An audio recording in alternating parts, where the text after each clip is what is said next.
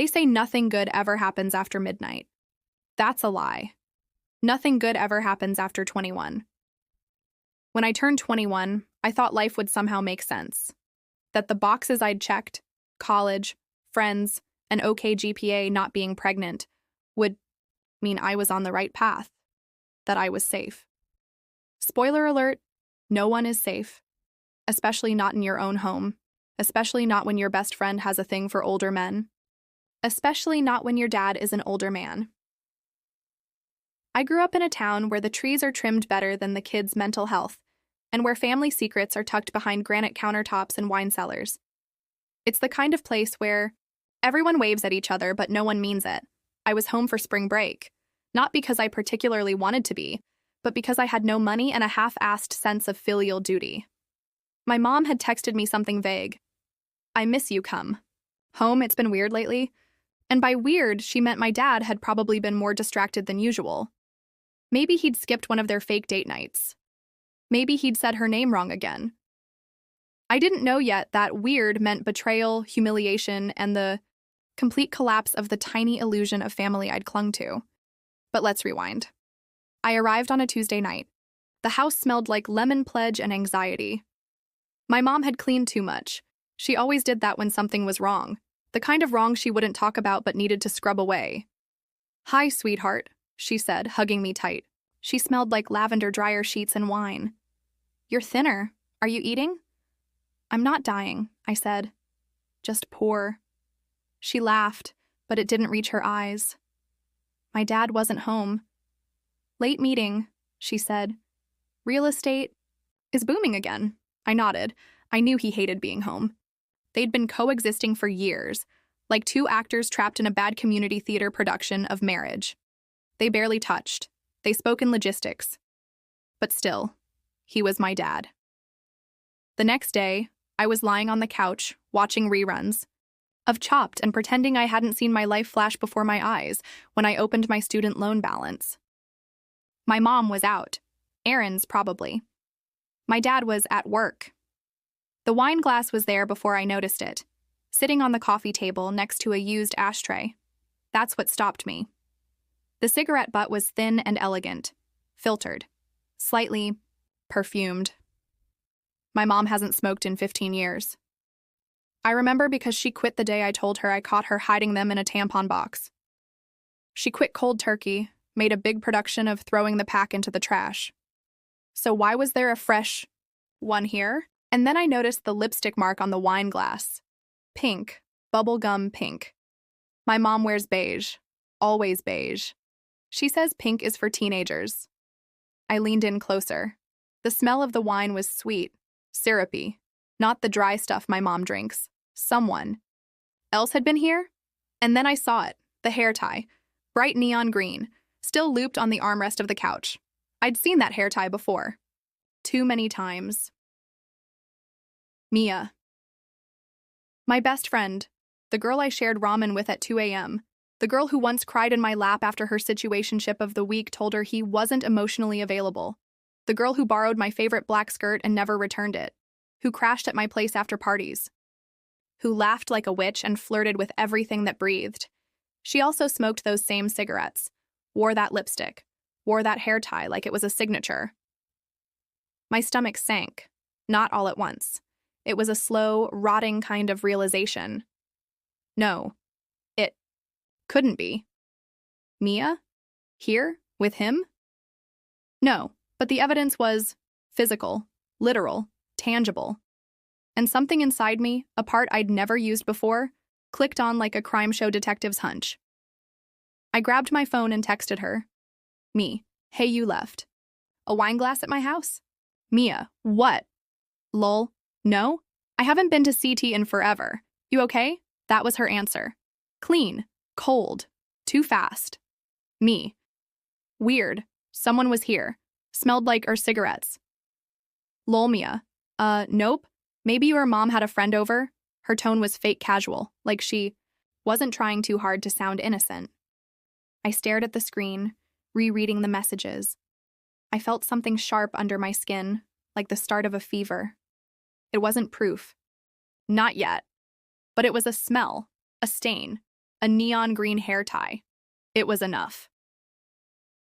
The next few days, I became a detective. No badge, just betrayal and insomnia. I checked the security cameras. Well, the one cheap one my dad installed by the garage.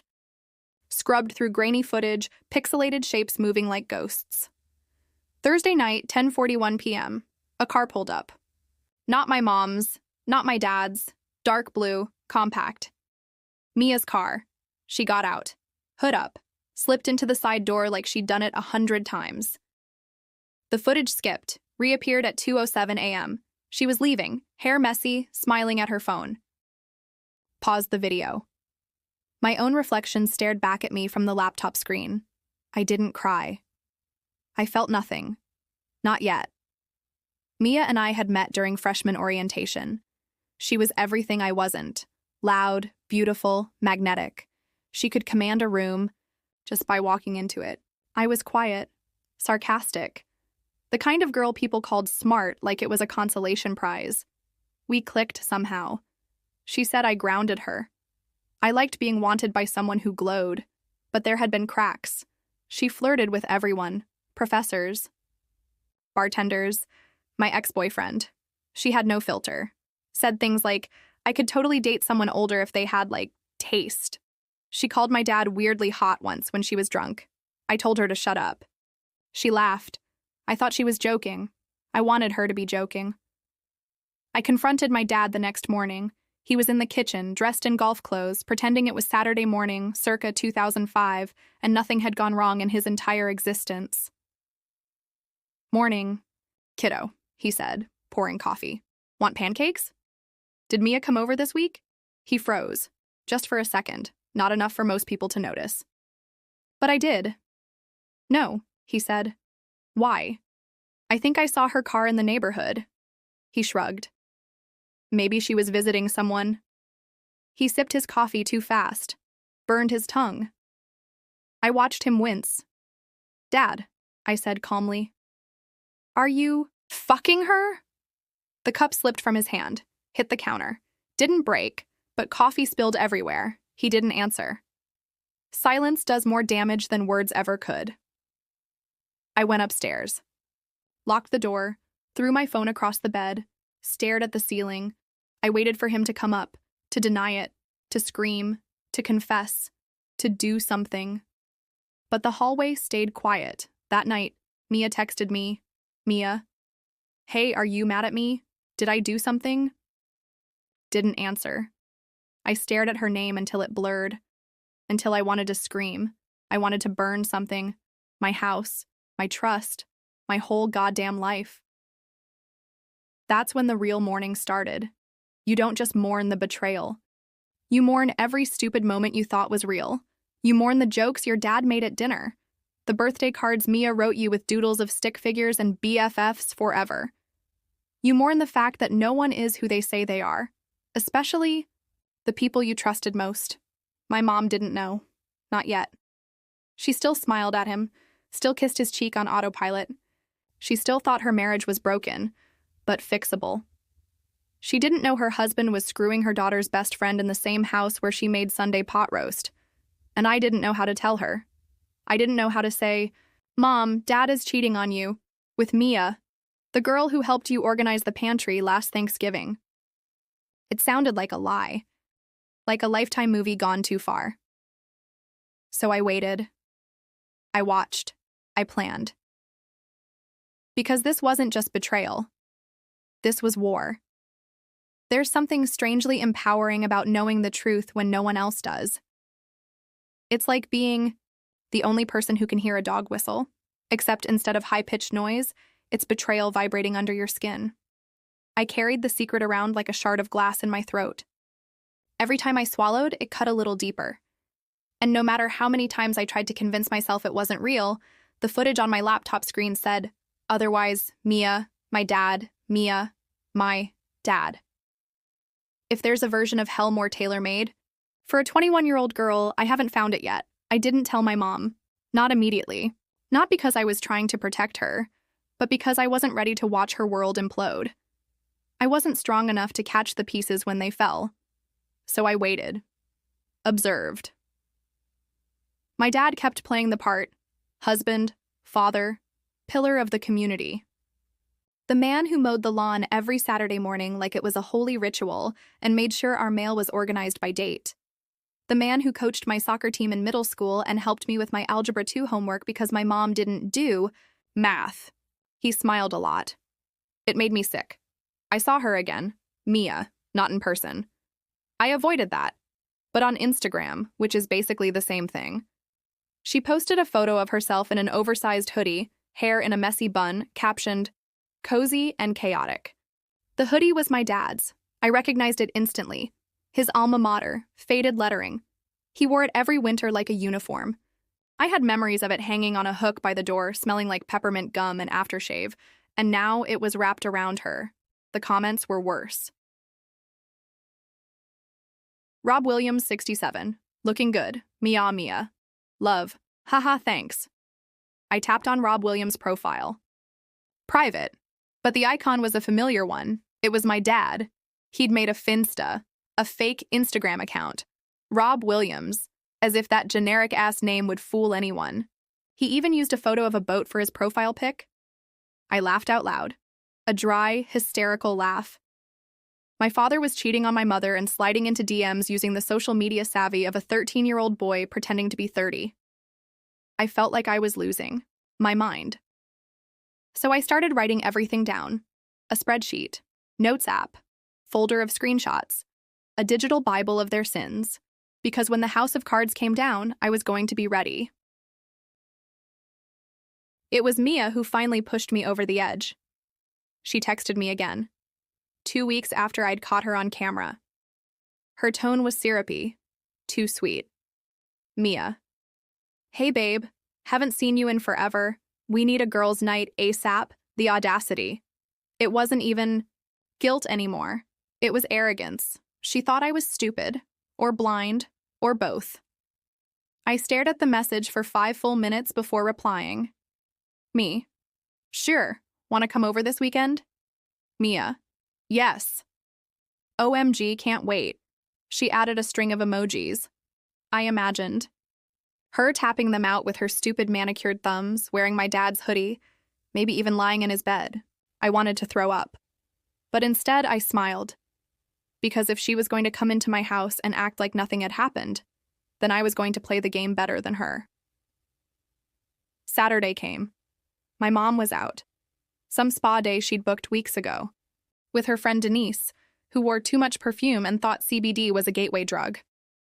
My dad was running errands, which probably meant buying wine coolers for his child mistress. I lit a candle, cleaned the living room, put on the same beige lipstick my mom always wore just to see how it felt to pretend. Mia arrived in her usual way, bubbly, loud like a tornado of fake joy. Hey, she squealed, throwing her arms around me like we were still 17. And best friends forever. I hugged her back, carefully, like one might hug a grenade. She plopped down on the couch like she owned the place. God, I've missed you. Things have been insane lately, I bet, I thought. She looked at me. You okay? You've been so MIA, haha, no pun intended. I've just been dealing with stuff, I said. Family stuff. Her eyes flickered. For half a second, the mask slipped. Oh? Yeah.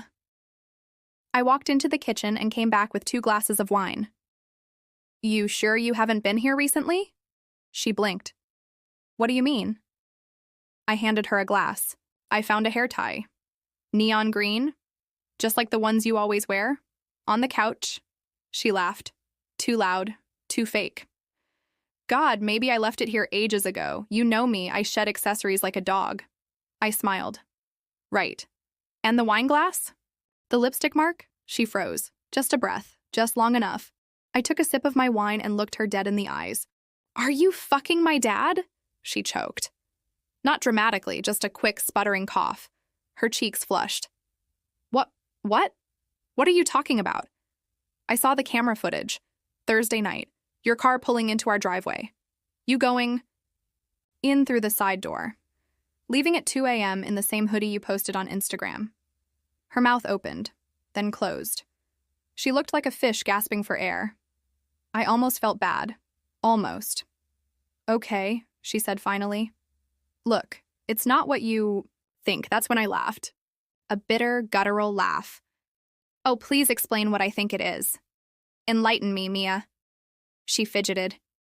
It just happened. We were drunk. One time. I have a month's worth of footage. She paled. I stood up. You're disgusting. She stood too. Don't act like you're innocent. You knew your parents were miserable. You said so yourself. That doesn't mean you get to climb into bed with my dad. She crossed her arms. You're just jealous. I blinked. Of what? That you peaked at 21 and your idea of success is seducing a middle-aged real estate agent with a receding hairline and a superiority complex. Her mouth fell open again. I stepped closer. You think he loves you? You think this is going anywhere? He doesn't even remember your birthday. He told me once he couldn't tell you and Emily apart.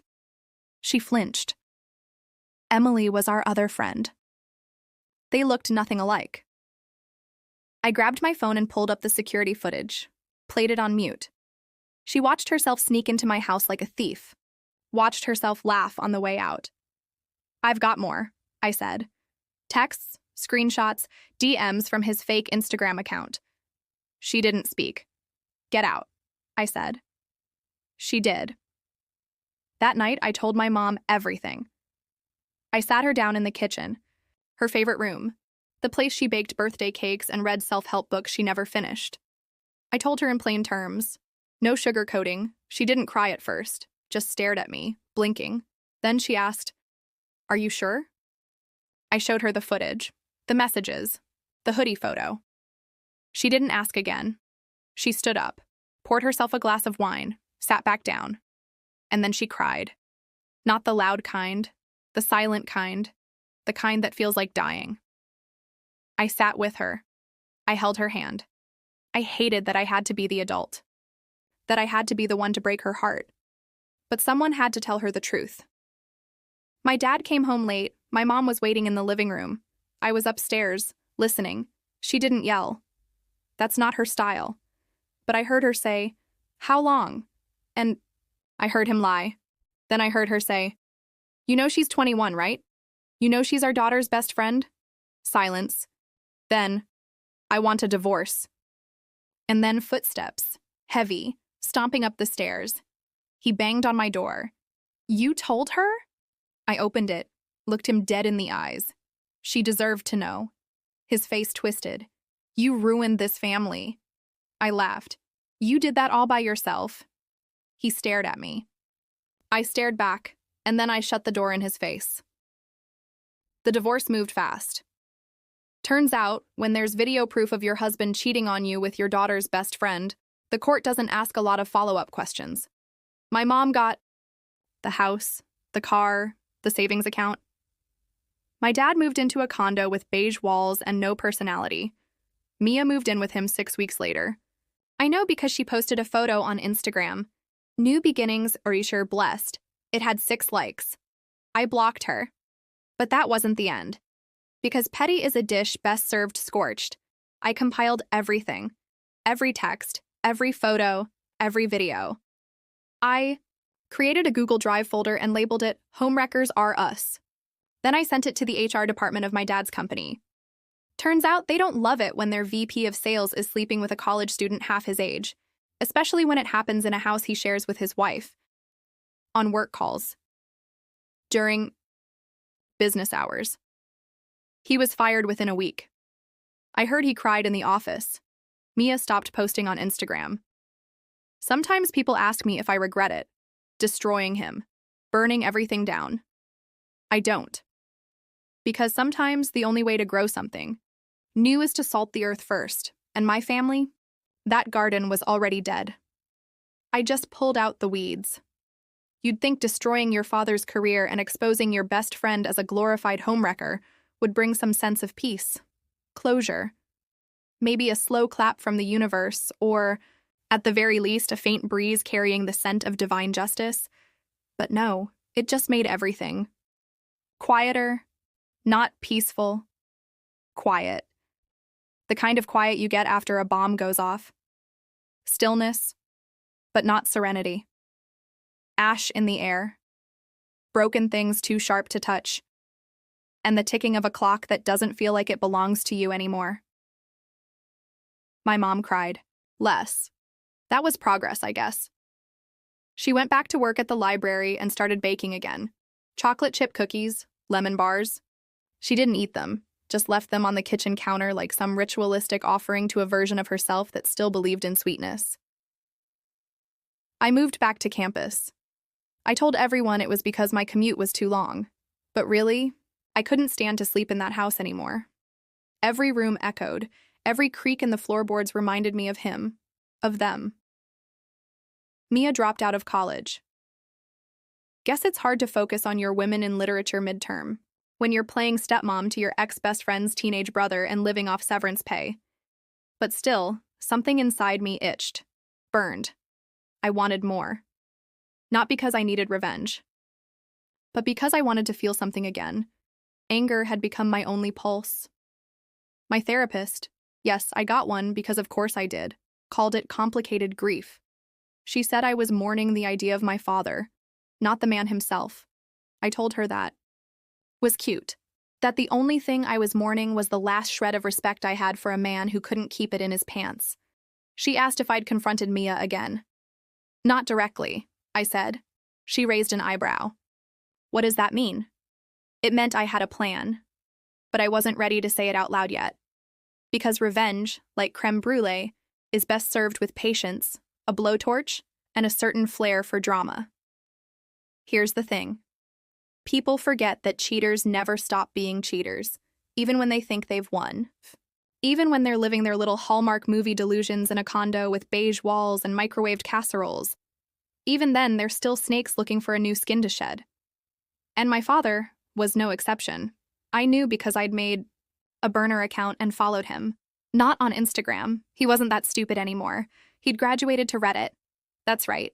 My 48-year-old father was out here lurking in subreddits like Ardok Dead Bedrooms and Our Age Gap Love, under the username Sokol Scorpio 1975. I found his posts, I found the comments, I found everything. He was complaining about Mia, said she was clingy and emotionally exhausting, that she didn't understand his needs, that he missed connecting with mature women. Mature, as in not 21 and TikTok addicted. The irony almost killed me. So I made a new account, messaged him, said I was 38, divorced, successful, loved red wine, jazz, and dominant men with gentle hands. I used an AI-generated face that looked like a real housewife on Xanax. Called myself Vivian. He took the bait in 3 hours. Started flirting, sexting, asking for pictures. Said he wanted to meet. Said he couldn't stop thinking about me. I was 15 minutes away from convincing him to send a full frontal, but I stopped. Because this wasn't about blackmail or humiliation. This was about truth, and truth, as they say, makes people do stupid things when it's broadcast. Mia's 22nd birthday was coming up. I found out because she posted a story. Party this Saturday. DM me for deets. So I did, with my real account. She hesitated, but then said, Sure, come. Just no drama, okay? Drama? I invented drama, sweetheart. The party was at their condo. Of course it was. No friends, just family. A few sad balloons and a banner that said, Another year hotter in glitter letters taped crooked to the wall. Mia was wearing some tight pink dress and heels that made her walk like a newborn giraffe. I brought a bottle of wine and a USB stick in my pocket because nothing says happy birthday like a nuclear explosion disguised as Merlot. She hugged me. Uncomfortably. I hugged her back and said she looked amazing. My dad walked into the room. His face dropped when he saw me. Didn't know you'd be here, he said, stiff. Surprise, I said. We made small talk. I drank my wine. They opened. Presents. Someone played Dua Lipa on a Bluetooth speaker like that would make it all feel normal. And then I made my move. Hey, I said loudly. I brought a little something. Everyone turned. About 8 people, most of them from Mia's side. Her mom, her cousin, A random girl I think she did Pilates with. I walked over to the TV, plugged in the USB, clicked play. At first, it was just screenshots, Reddit usernames, messages, then his texts, the ones he sent Vivian, then his voice. A screen recording of our audio call. Him. I haven't felt this alive in years. You're so different from my girlfriend. She's just a kid. The room went silent. Mia stared at the screen like it was a horror film starring her own delusion. Dad tried to move, to unplug it, but I got there first. Sit, I said. My voice was cold. He sat. I let it play. Every word, every lie, every humiliating syllable of his emotional affair with a woman who didn't exist. By the time the video ended, no one said a word. Then Mia turned to him. You said I was different. You are, he said weakly. She threw her drink in his face. It wasn't wine. It was some strawberry vodka thing. But it did the trick. The red ran down his cheek like blood. I smiled. After that night, things changed. They always do, after explosions. Mia moved out. She posted a story. Taking time to love myself and never mentioned my dad again. He tried calling me, texting, said he wanted to talk things through. Said I ambushed him. Said I went too far. I didn't answer, because honestly, he was lucky. Lucky I didn't upload the footage to YouTube. Lucky I didn't send it to his church group. Lucky I didn't Photoshop his face onto a scarecrow and burn it in front of City Hall. Instead, I moved on. Slowly. It took a long time to feel like a person again. Grief is funny like that. It doesn't end, it just shapeshifts. Some days it feels like anger. Other days it's just a dull ache behind your ribs. But I got there. Therapy helped. So did wine, and friends who didn't sleep with my dad. My mom started dating someone new, a math teacher. He plays the guitar and listens when she talks. I think she might love him. I'm not sure I believe in love, not the romantic kind, but I believe in truth. And in the power of telling your story before someone else gets to write it for you. So yeah, my dad cheated on my mom with my best friend. And then he cheated on her too, and I lit a match and walked away while the whole thing burned. Was it petty? Yes. Was it dramatic? Of course. Do I regret it? Not even a little, because sometimes the only way to heal is to set fire to the things that broke you, and if you're lucky, you get to dance in the ashes.